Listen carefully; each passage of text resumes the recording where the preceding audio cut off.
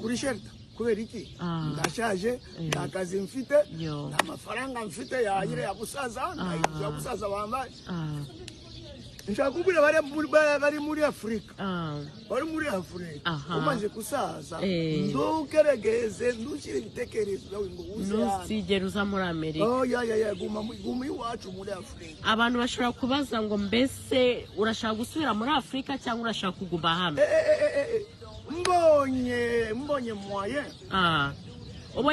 ubonye moyen yo gusubira muri Afrika wasubirayo ukagurumasha aha murumva rero ko umubyeyi wacu arimo aratubwira ubuzima bwo muri Amerika ubuzima bayemo ko atari bwiza namwe muramubona gusa hagize umuntu ufite icyo yamufasha ari amafaranga ari ibiryo byo urabibona papa ibyo turabibona ariko ibyo by'abazungu by'abazungu ntabwo bishobora wari umenye uyu munsi ndi kumwe n'umubyeyi w'umumama mama amakuru yawe witwa nde Ndayisaba Joseline amakuru yawe ni mabi kubera iki amakuru yaje twaje hano muri Amerika tuzi ko tuje gushakisha ubuzima ariko ubuzima ntabwo ari bwiza urihangana uvuga utarira kugira ngo abantu babashe kumva nyine agahinda kawe tubwira uko byagenze byaganda kandi mfise kuryama hanze imbeho no kubwirirwa umuntu akaburara nta kintu umuntu afise mama birumvikana ko uvuga ururimi rw'ikirundi wavuye i Burundi wisanga mu Rwanda Josiane Ndayisaba Joseline Joseline yavuye i Burundi yimukira mu Rwanda niho yavuye ahita yerekeza muri Amerika yisanze hano akaba yisanze mu buzima bwo mu muhanda mama tubwire bikeya ku buzima bwawe ubuzima bwo kuba hano hanze bumaze kundambira abantu bashobora kubona nyine uri hanze bakavuga ngo wenda uri umubyeyi wananiranye mu by'ukuri ntabwo yananiranye ni umubyeyi wabyaye ariko ubu ngubu ntabwo ari kumwe n'abana komeza ubabwira none ugiye kuvuga ngo naje hano muri shelter ihanganye amakuru ni meza sinzi inama turakomeye cyane urongera ijwi gatoya amazina yawe yitwa nde je ku mazina yanjye banyita ndi kumwe na Jamari nkaba ndi umurundi navuye mu gihugu cy'u Burundi ariko mubwira nshike ngaha naje mva mu gihugu cya Tanzania wavuye Tanzania waje mu mwaka naje mu 2015 igihe kirekire tugusanze hano wisanze hano gute mu kuhashika muri ubu buzima ndimwe muri iki gihe nabaye butakaza ibyangombwa maze kubitakaza akazi ndakabura I'm sorry niyo mpamvu rero sasa ndi ngaha wumva ko uzahava cyangwa uzaguma hano Imana imfashije nkeneye yuko nohava kubera ubuzima si bwiza bwo ngaha kubera hariho ibigwara byinshi no kujya ko ngaha ni kibazo ibintu nk'ibyo wazanye n'umuryango mu bisanzwe na je ndi kumwe na mushikanje hamwe na mutoyi wanje ka murumuna wanje ariko ubu ntituri kumwe kubera leta yaciye bakira ibahereza abantu babarera mujya muhura mushikanje kenshi na kenshi araza ngaha nzaniye ubufasha ibyo kurya udufaranga duke ibintu nk'ibyo ni bakuru mushikanje barakwigije imyaka 19 mutoyi wacu nabo bafise imyaka 15 uyumva gute ko mutari kubana numva mfise umubabaro mwinshi cyane kubera n'amaraso nasigiwe n'ababyeyi bamaze gupfa ubu tukaba tutari kumwe urumva ibyo n'ibintu bitaneze tubwira amazina yawe amazina yanjye bita Elia Bizimana waturutse naturutse muri Kongo waje ryari muri Amerika karindwi nibwo nageze nibwo twabaga muri Kampala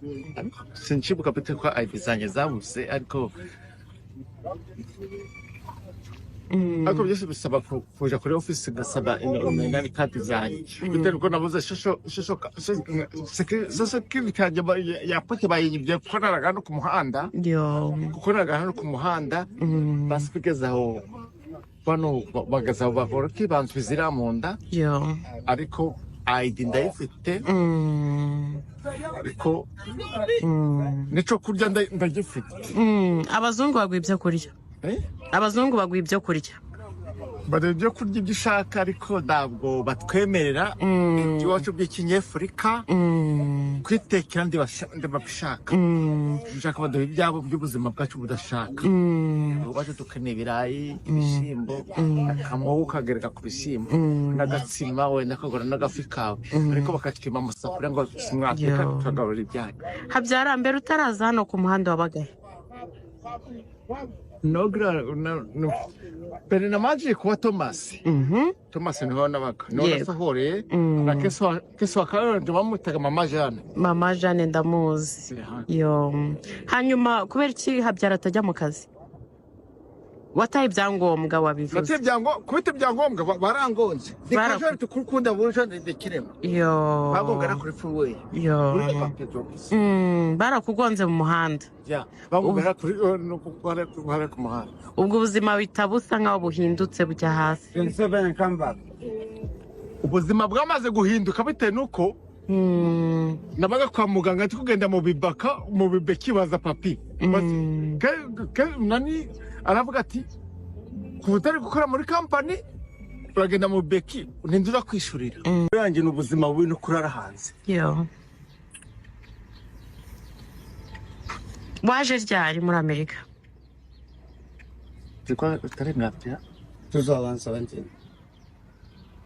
igihe kirekire cyane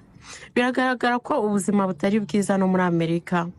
ubyakira gute kuba urara hanze kandi usa nkaho ukuze cyakira gute si byango yanjye barabinyibye nuko ngo barangonga n'inzu bayinyirukamo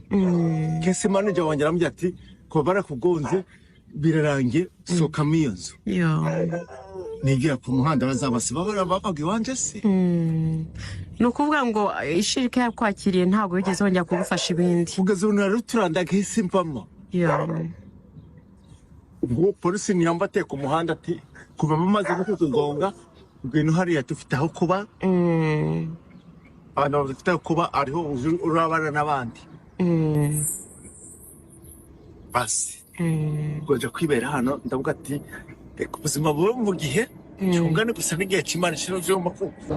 urakomeye yego ndakomeye tubwira amazina yawe amazina ye nitwa Kiba Asman kabazi yicarire muri Leta Zunze za Amerika kunaje ndiga kamwe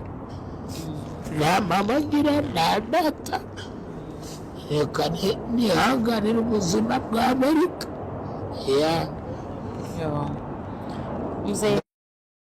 Diano turarangiza sayini woge mu gihugu cya gatatu uzagenda kabazi yicarire muri Leta Zunze za Amerika kunaje ndiga kamwe na mama hapo ni kugera mu myaka 53 yego nubwo nakoroka igihe wayisoma ukamenya aiki imyaka mfite n'igihe navukiye yego muzari icyo wasaba abakunzi bo kuri Nana Training TV hari uko haza abantu bagafasha okay oh you came from Africa right yeah. from Sudan oh how long you been here I've been here for since 2001. Since 2001. Up to now, so. You came to America from Africa since 2001. Africa, So what just happened? Why you just stay on the street? I was on the street because I used to have, to live with my girlfriend.